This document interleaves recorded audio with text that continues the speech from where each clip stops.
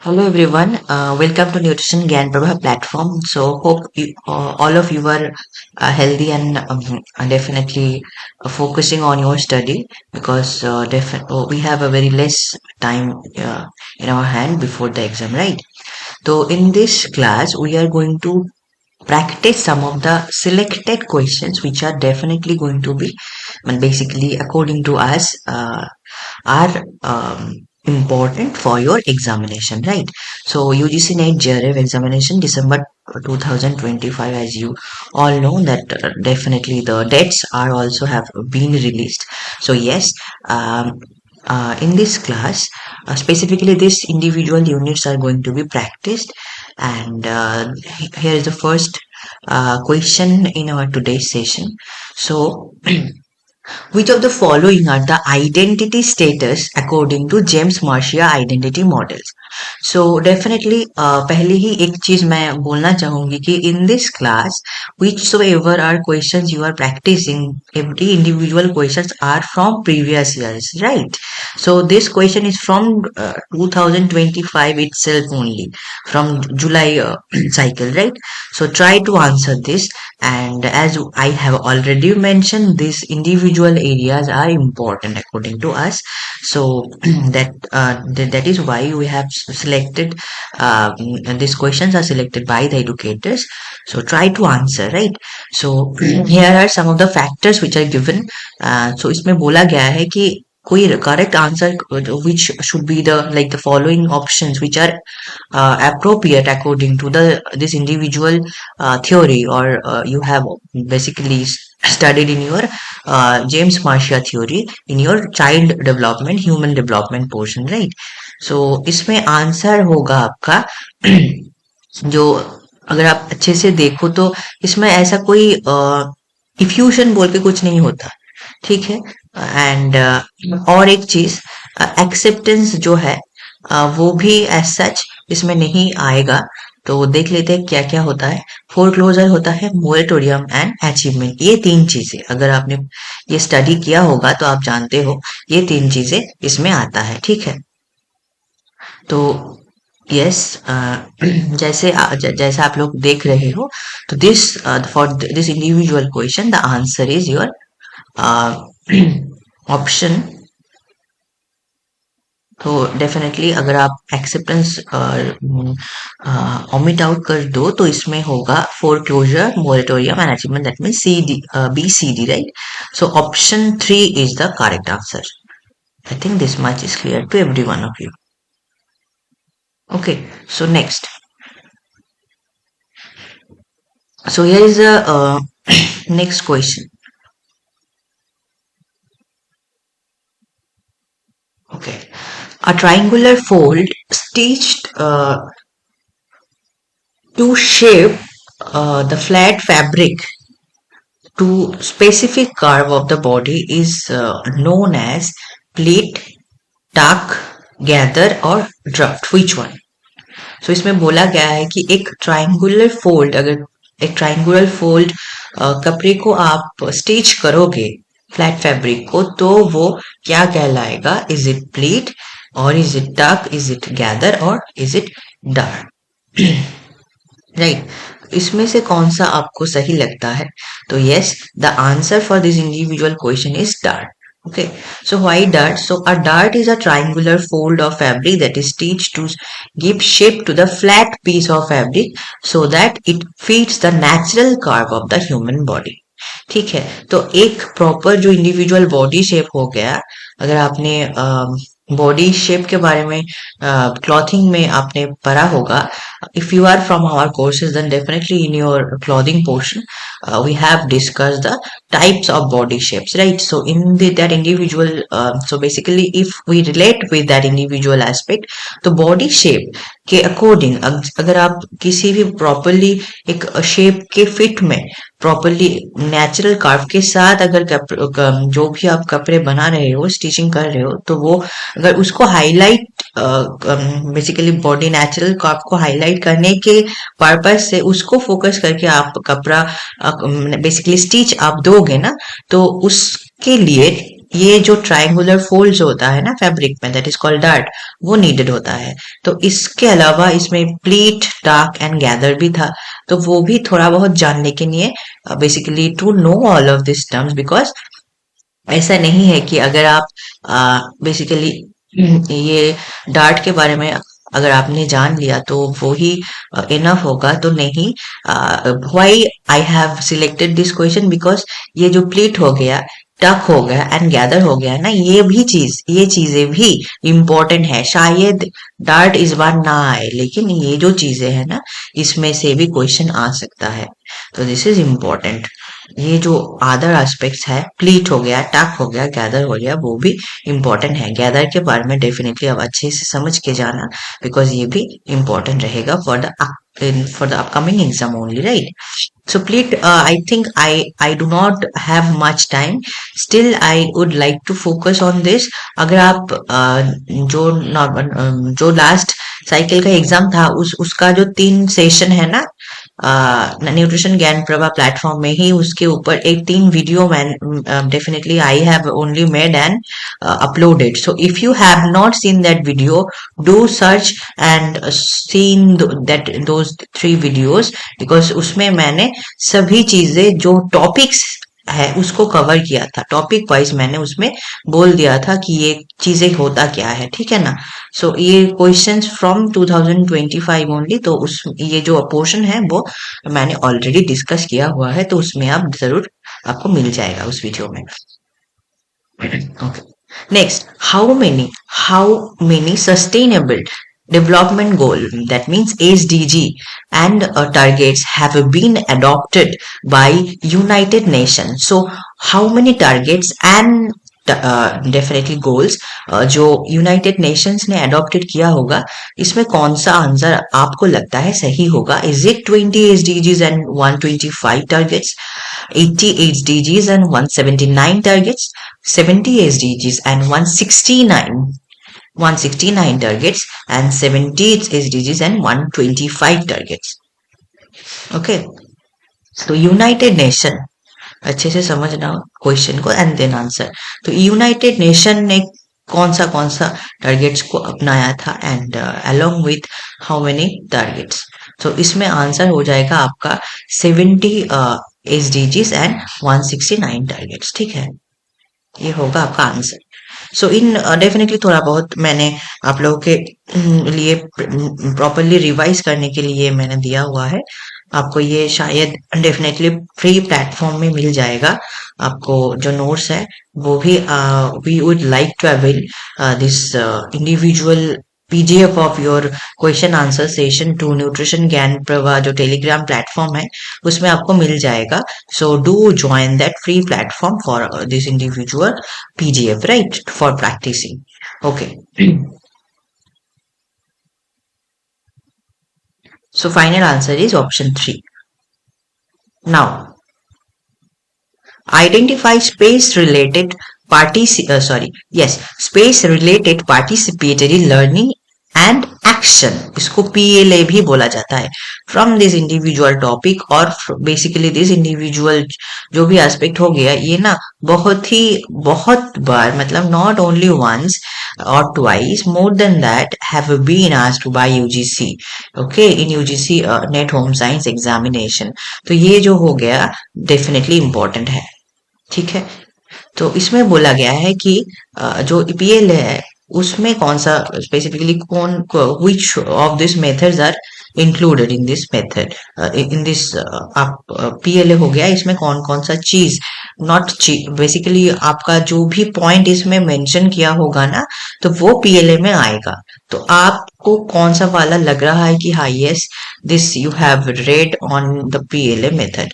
So after giving the answer, I would definitely going to describe a little for remembrance before your examination, as we have a very less time. तो मैं चाहूंगी कि मैं इसीलिए notes भी लेके आई हूँ कि आप अच्छे से याद कर पाओ, एक बार में ही आपका रिवीजन भी हो जाएगा, ठीक है। तो इसमें आपका आंसर आ जाएगा ACE। तो देख लिया जाए कौन सा ऑप्शन है।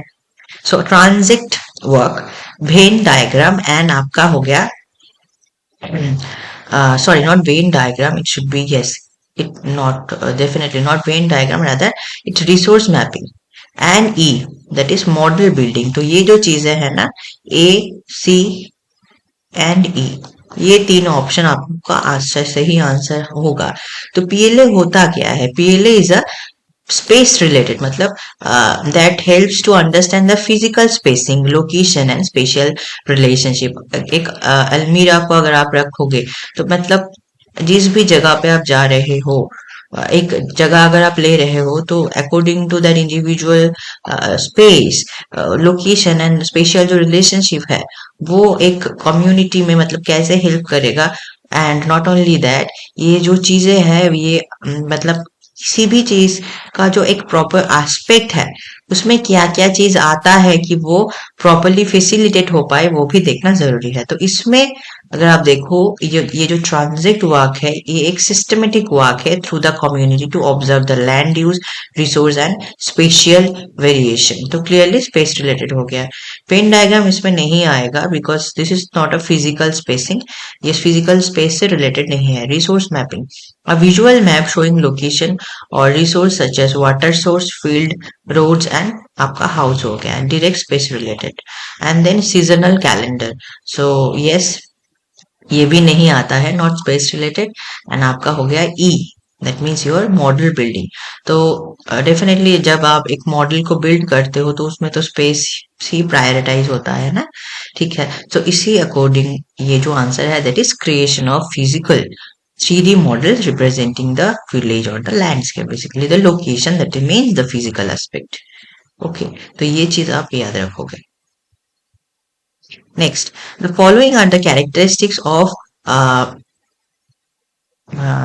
okay, so the following are the characteristics of informal education. इसमें बोला गया है कि कौन सा जो एस्पेक्ट्स इसमें मेंशन किया हुआ है तो उसमें से कौन विच वन इज बेसिकली, और बेसिकली मोर देन वन भी हो सकता है। तो कौन सा फैक्टर्स आप लोगों को लगता है, ये जो ऑप्शन यहाँ पर कोड जो है ना वो आप अच्छे से देखना। तो इसमें बोला गया है, सो अकॉर्डिंग टू कोड आपको आंसर करना होगा। So it does not contain pre scheduled courses, it has both theory and experiments. Teaching work is neat and problem oriented, and the last but not least, it is very important to follow the rules. So which are those basically characteristics which be included in your informal education? So not formal means इसमें कोई syllabus नहीं है, ठीक है ना, इसमें आपको school regularly जाना नहीं पड़ता है, सच ऐसा कोई रूल नहीं है। तो इनफॉर्मली बेसिकली आप हो गया कि आप एक ग्रुप को चाहते हो कि वो लिटरेट बन जाए, तो आप एक मतलब ट्री के under the tree if you are willing to make them learn something, possibly the alphabets, and make them learn how to write a single sentence, so that all of these features will be included in your informal education, not informal education, right? Because उसमें informal में syllabus नहीं होता है, आप जब भी चाहो जिसको भी चाहो ना कुछ भी सिखा सकते हो according to your own willingness and the need. Okay, so that is informal. So now what are those factors? तो yes, the answer will be your option 3। Option 3 में आपका हो गया A and C. That means the first option, that is it does not contain pre-scheduled courses. इसमें कोई courses नहीं होता जो formal education में होता है। Next is your C, that is teaching work is neat and problem oriented. तो yes, teaching work for example आपको कुछ specific कुछ नहीं, एक जो काम है मैथमेटिक्स में आप मतलब किसी को ऐसा है कि उनको नंबर के बारे में ही कुछ नहीं पता है, ठीक है, तो उनको मैं फर्स्ट नंबर सिखाऊंगी। And some of the student are like उनको नंबर के बारे में पता है लेकिन they are unable to add, divide and the basic calculation, right, but they have the knowledge of regarding your numbers. So मैं उनको अलग से नंबर नहीं सिखाना होगा, तो उनको डायरेक्टली मैं एडिशन से स्टार्ट कर सकती हूँ, that 2 is plus 2 equals to 4, but not in case of definitely your the individuals who are do not know even regarding the numbers. तो ये जो डिफरेंस हो गया है ना ये आपको याद रखना पड़ेगा, ठीक है।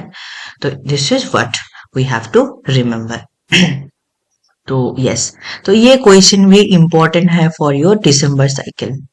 तो ये informal education, formal education, extension education, अगर आप definitely from our, basically if you have taken our courses and the student definitely for nutrition Gyan Prabha platform, उनको तो डेफिनेटली मालूम ही है।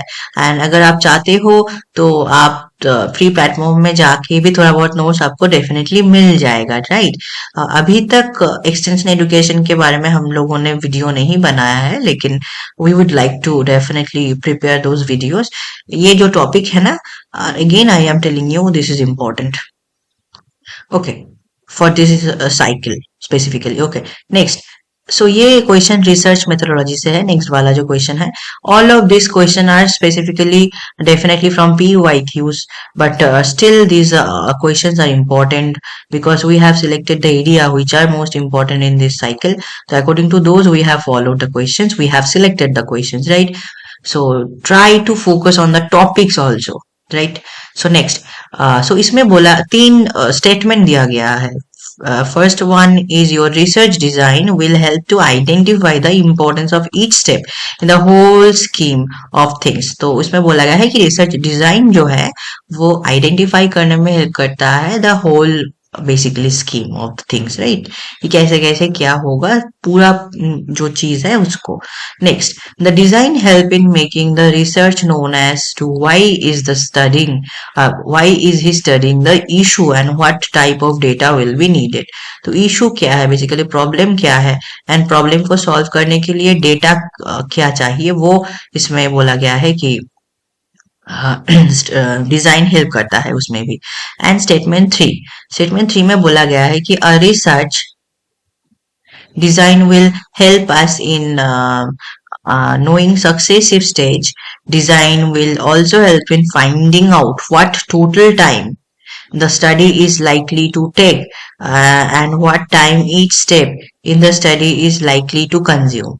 तो इसमें बोला गया है कि डिजाइन इसमें भी हेल्प करता है कि हम लोग फाइंड आउट कर पाए कि how much time definitely the study is going to take.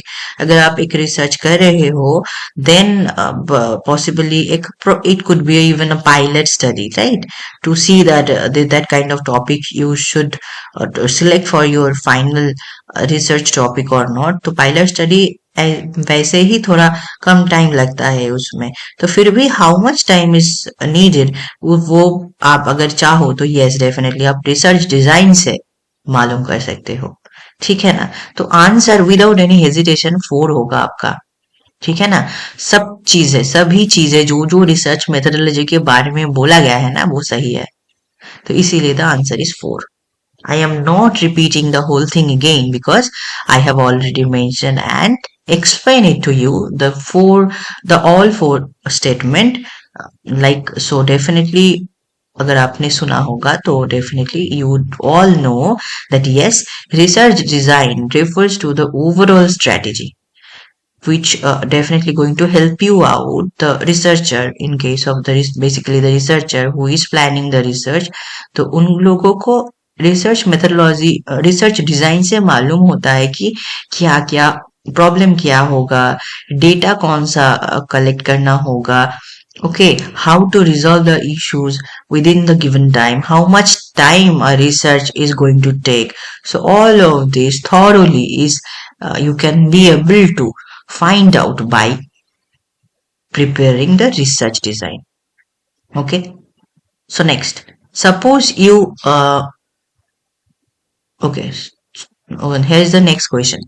Suppose you need to deactivate the enzyme in sliced potatoes. तो अगर स्लाइस्ड पोटेटो आपने ले लिया, ऑलरेडी स्लाइस किया गया हुआ पोटेटोज यू हैव टेकन, सो इसमें आपको डीएक्टिवेट करना होगा enzyme. So which is basically the process you should follow? Is it blanching, is it bleaching, or is it retorting? So without any hesitation the answer has to be A, that is blanching. So blanching is a cooking process, you all know, right?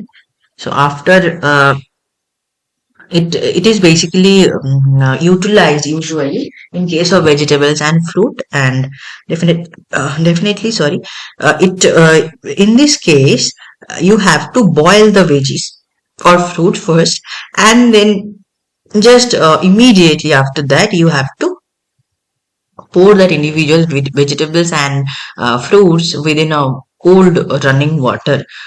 Okay, so this process definitely reduce the quality loss over time and also inactivate the enzymes. And इसमें enzymes का example नहीं दिया गया है शायद, but I would like to add on this enzymes are basically your peroxidase enzymes. Okay, तो ये भी आप नोट्स में आप लोगों को मिला होगा, न्यूट्रिशन ज्ञान प्रवाह का जो नोट्स है, राइट? तो yes, this is the answer. Okay, ये इसके बारे में क्लास मतलब न्यूट्रिशन ज्ञान प्रवाह प्लेटफॉर्म में ऑलरेडी इसके बारे में ब्लांचिंग के बारे में वीडियो है, आप जाके वो इंडिविजुअल वीडियो फूड प्रोसेसिंग वाला जो वीडियो है ना वो देख लेना. Okay, next. Okay, which of the following is a form of description? Incorrect origin, incorrect quantitative description, all. So yes, the answer is description means misleading sometimes. So ये जो answer है वो डायरेक्टली आपका हो जाएगा option D.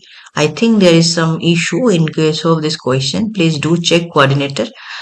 Okay, I would also going to check after that. So ये जो question है ना वो आपको कमेंट्स के थ्रू आप लोग अपडेट इसके बारे में मिल जाएगा कि इसका जो अदर्स टू ऑप्शन है ना वो क्या है, एंड आंसर अकॉर्डिंगली मैं एक्सप्लेन कर दूंगी. Okay, next.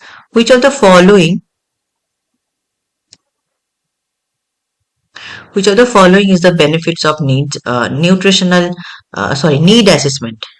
Need assessment. Okay, अच्छे से पढ़ो. नीड असेसमेंट बोला गया है कि नीड को एसेस करने में आप एसेस करने का फायदा क्या है, बेनिफिट्स क्या है.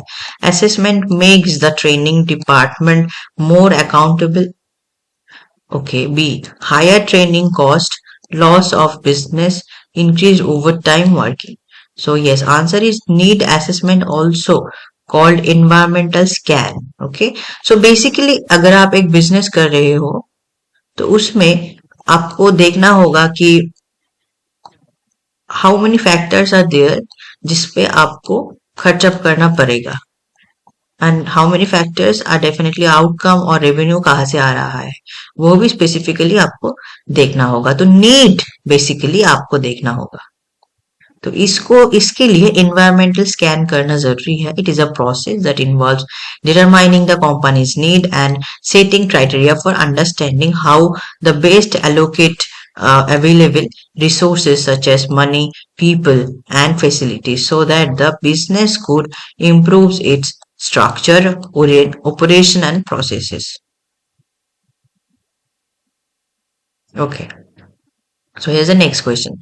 सो ये क्वेश्चन अच्छे से आप लोग देखना, ये इंपॉर्टेंट है ह्यूमन डेवलपमेंट के पोर्शन में. बिग फैक्टर थ्योरी और बिग फाइव थ्योरी, अगर आपको ये पता है तो अच्छा है, अगर नहीं पता है तो डेफिनेटली ये आप क्लास में मतलब जब भी वीडियो देख रहे हो पॉज करके रिवाइज कर लेना, अच्छे से सुनना.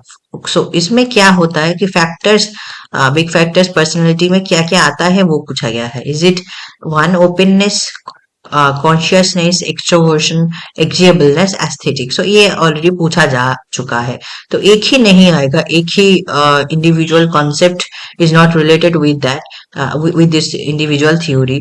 तो ये the answer is A B C D. मतलब आपका जो डी हो गया एस्थेटिक मतलब सुंदरता, तो ये नहीं आता पर्सनालिटी थ्योरी में, बाकी सब कुछ आता है. सो ये एक पर्सनालिटी थ्योरी है. इसमें agreeableness, consciousness, extroversion, openness and stress tolerance basically इसको बोला गया है. तो ये जो पर्सनालिटी टेस्ट है ये बेस्ड है मॉडल बेसिकली मेजर करने के लिए where an individual lies on the spectrum of each of the five traits. तो इसमें बेसिकली ये जो थ्योरी है ना पर्सनालिटी थ्योरी है, तो इसमें बेसिकली आपको ये याद रखना होगा कि एस्थेटिक्स नहीं आता. एंड अगर आपको मैं कैसे ये क्वेश्चन अगर यूजीसी पूछेगा तो कैसे पूछेगा अगर मैं बोलूँ ना, तो डायरेक्ट ऐसे ही पूछा जाता है कि बिग फाइव फैक्टर और बिग फैक्टर थ्योरी में इसमें कौन सा फैक्टर एसोसिएटेड है, ठीक है, और नहीं है.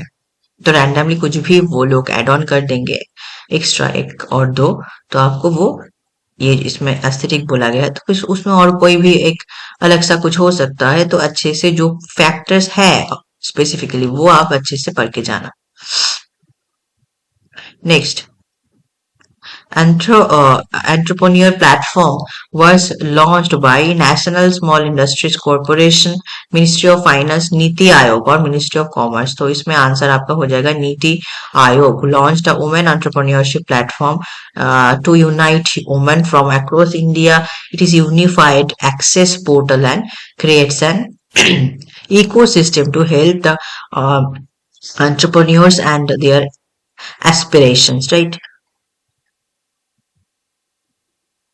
The direct method for the assessment of nutritional, so ये नीड स्टेटस नहीं है, ये न्यूट्रिशनल स्टेटस है, ठीक है। तो अगर न्यूट्रिशनल स्टेटस को एसेस करना होगा तो उसमें क्या क्या आएगा, एक है clinical sign, biochemical assessment, anthropometry, mortality rate and food preparation. तो इसमें से कौन कौन सा चीज आपको लगता है सही है? तो yes, the answer for this individual question is your A, B and C. You all know that is ABCD method is related to nutritional status assessment. तो D इसमें नहीं है, बाकी सब है, एंड अदर देन दैट जो भी है उसको आप डेफिनेटली omit आउट करोगे। ओके, नेक्स्ट क्वेश्चन हो गया iron deficiency anaemia. It is hypochromic microcytic, hyperchromic macrocytic और हाइपर क्रोमिक माइक्रोसाइटिक और हाइपोक्रोमिक माइक्रोसाइटिक. तो answer is your microcytic hypochromic anemia. As the name suggests, it is a type of anemia in which circulating RBCs are smaller than the usual size of RBCs, microcytic, and have decreased red color. Okay, so answer आपको microcytic hypochromic हो जाएगा. Next, puberty phase involves, this is also important, puberty phase involves hormonal changes in glands which are located just above the kidney with increase in certain other hormones during the phase. These changes occur about 6 to 9 years of age. Okay, so इसमें बोला गया है एक specific age and क्या क्या changes आएगा in case of who, in case of puberty phase, right? तो उसमें जो जो hormonal changes होगा and according to that specific age range भी मेंशन है. तो आपको आंसर करना है कि अगर वो चेंजेस गर्ल में हुआ होता है first and then later in boys, तो वो कौन सा चीज है? इज इट एड्रेनर्ज, गोनाडर्ज, मेनर्ज और स्पर्मर्ज? Okay,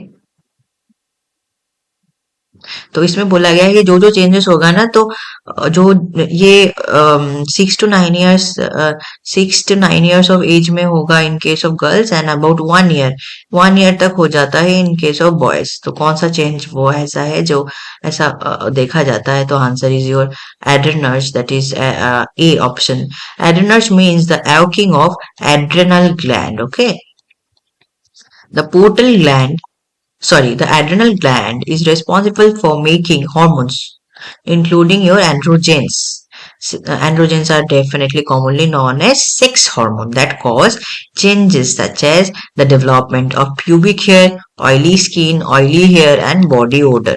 There is one adrenal gland on top of each kidney. तो each जो kidney आपका हो गया तो एक हर एक किडनी के ऊपर जो आपका एड्रेनल ग्लैंड रहता है उसी के बारे में ही बोला गया है. तो yes, so here this individual question was our last question of this session. तो आप अच्छे से, मैं बोल रही हूँ ये जो सेशन है ना इम्पोर्टेंट है. each and every question is very very important. We have already previously also we have predicted some of the areas as important, and definitely from those individual areas we have got questions in examination. Student have got questions, they have faced that individual questions, and sincerely answer the right options also, because they have followed the individual aspects whatsoever we have mentioned them before the examination to follow.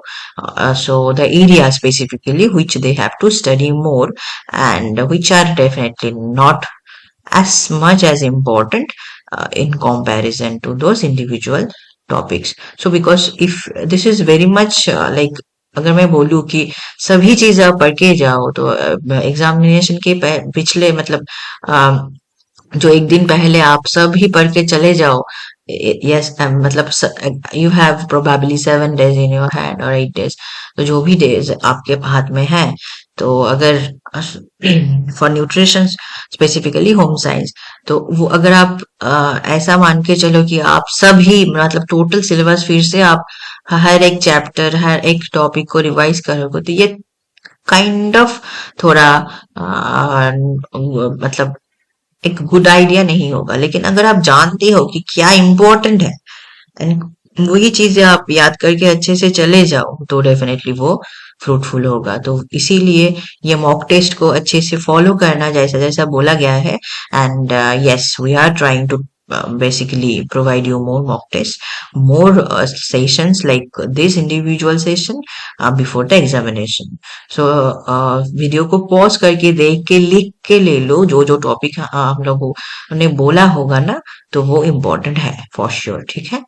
So thank you everyone, and do follow us in like every platform whichever available in Telegram or your YouTube, and definitely join the WhatsApp channel, the groups also, for if you have any queries you can also ask there, right? So thank you, and do revise each and every concept.